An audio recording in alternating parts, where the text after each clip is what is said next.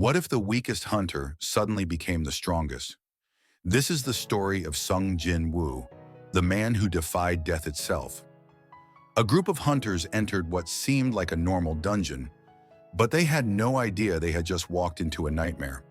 The statues inside stood silently, watching them, until suddenly, the first hunter was obliterated. The statues moved. Meet Sung Jin Woo, the weakest hunter, barely surviving, constantly mocked, and seen as a burden. For years, he was treated as nothing more than dead weight. In a dungeon raid, he could barely hold his own, almost getting killed by a goblin. But on one fateful day, everything changed. Deep inside a dungeon, Jin Woo and his party discovered an ancient temple filled with giant statues.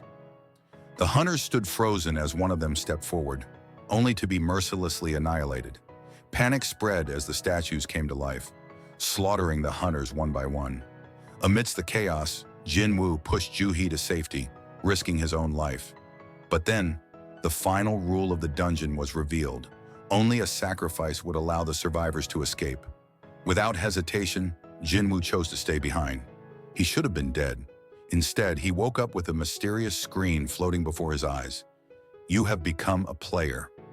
Jin Woo was given an offer: grow stronger or die. His first mission?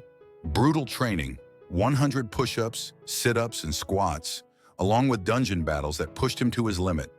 Day by day, he leveled up, becoming faster, stronger, and more skilled than ever before.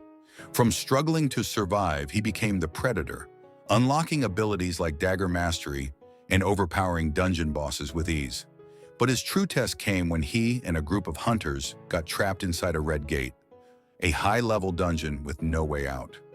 As the other hunters despaired, Jin Woo faced the terrifying ice elves alone, fighting against overwhelming odds. But instead of breaking, he evolved, becoming something more than human.